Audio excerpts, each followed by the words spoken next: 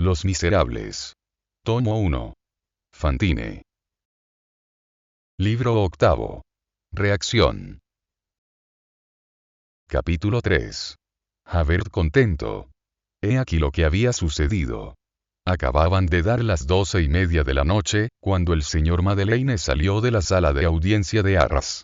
Había regresado a su albergue con el tiempo justo para salir con el coche correo, en el que, según se recordará, había reservado su plaza.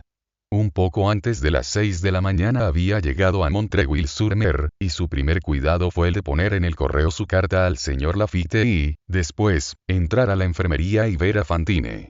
No obstante, apenas había abandonado la sala de audiencia del tribunal, cuando el abogado fiscal, repuesto de la primera sorpresa, había tomado la palabra, para deplorar el acto de locura del señor alcalde de Montreuil-sur-Mer, y declarado que sus convicciones no se habían modificado en nada por aquel extraño incidente, que se aclararía más tarde, esperando la condena de aquel Champmathieu, que evidentemente era el verdadero Jean Valjean. La insistencia del abogado fiscal estaba visiblemente en contradicción con el sentimiento de todos, del público, del tribunal y del jurado. El defensor tuvo poco trabajo en refutar esta arenga y establecer que, debido a las revelaciones del señor Madeleine, es decir, del verdadero Jean Valjean, el aspecto de la cuestión había cambiado profundamente, y que el jurado no tenía ante sus ojos más que a un inocente. El abogado había sacado algunas epifonemas, desgraciadamente poco nuevas, sobre los errores judiciales, etcétera, etcétera. El presidente, en resumen, se había unido al defensor y el jurado, en pocos minutos, había liberado a Champmathieu. Sin embargo, al abogado fiscal le hacía falta un Jean Valjean y, como ya no tenía a Champmathieu, se asió a Madeleine. Inmediatamente después de la puesta en libertad de Champmathieu, el abogado fiscal se reunió con el presidente. Conferenciaron acerca de la necesidad de apoderarse de la persona del señor alcalde de Montreuil-sur-Mer. Esta frase, en la que se repite muchas veces la palabra de, es del abogado fiscal, enteramente escrita por su propia mano en la minuta de su informe al procurador general. Pasada la primera impresión, el presidente apenas puso objeciones.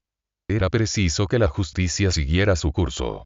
Y, además, ya que todo debe decirse, aunque el presidente fuera un hombre bueno y bastante inteligente, era a la vez partidario del rey, y acérrimo, y se había sorprendido de que el alcalde de Montreuil-sur-Mer, hablando del desembarco de Cannes, dijera el emperador, en vez de Bonaparte. Así pues, la orden de detención fue expedida. El abogado fiscal la envió a Montreuil-sur-Mer por un expreso, a toda brida, y con encargo al inspector de policía Javert. Se sabe que Javert había vuelto a Montreuil-sur-Mer inmediatamente después de haber hecho su declaración. Javert se levantaba en el momento en que el enviado expreso le entregó la orden de arresto y mandato de comparecencia. El mismo enviado era un competente policía que, en dos palabras, puso al corriente a Javert de lo que había sucedido en Arras. La orden de arresto, firmada por el abogado fiscal, estaba concebida en estos términos. El inspector Javert hará prisionero al señor Madeleine, alcalde de Montreuil-sur-Mer, quien en el curso de la audiencia de hoy, ha declarado ser el presidiario libertado Jean Valjean. Cualquiera que no hubiese conocido a Javert y lo hubiera visto en la antecámara de la enfermería, no hubiera podido adivinar lo que ocurría, y le hubiera encontrado el aire más normal del mundo.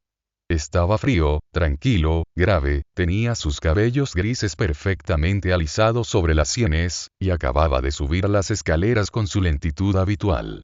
Pero alguien que lo hubiese conocido a fondo y lo hubiera examinado atentamente, se habría estremecido.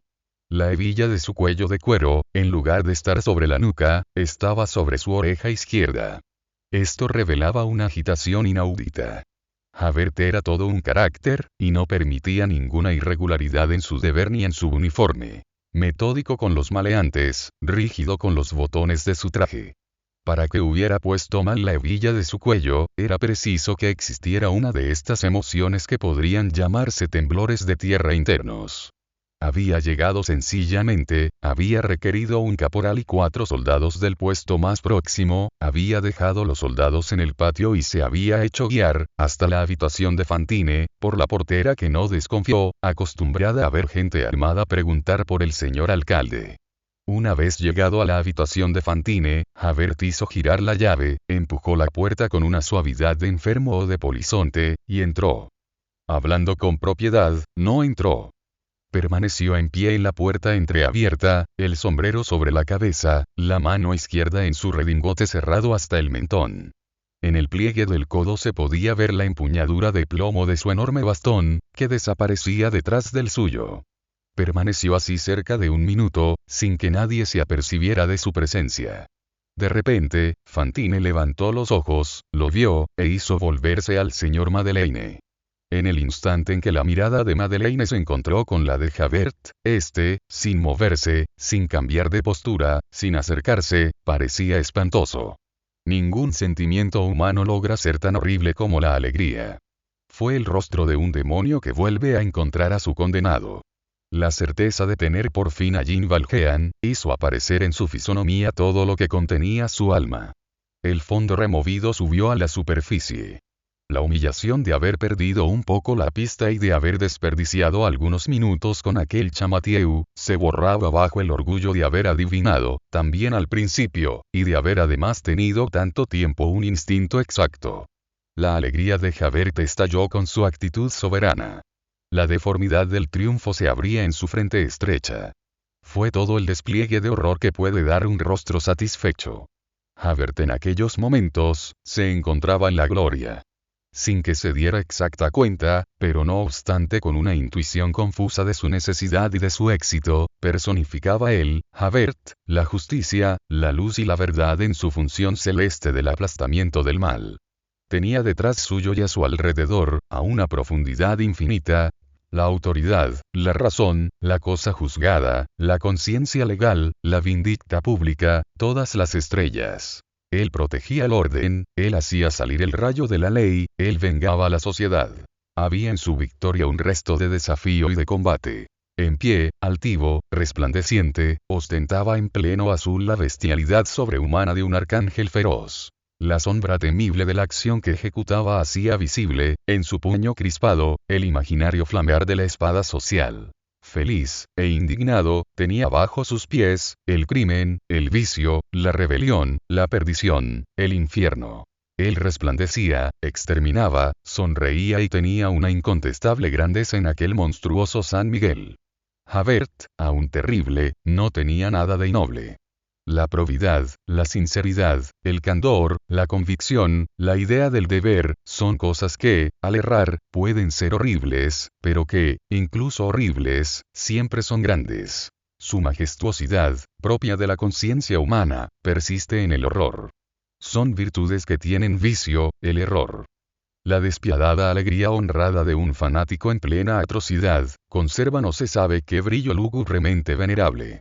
Sin que él lo sospechara, Javert, en su formidable felicidad, era digno de lástima como todo ignorante que triunfa. Nada era tan angustioso y terrible como aquel rostro en el cual se ponía de manifiesto aquello que podría llamarse toda la maldad de la bondad.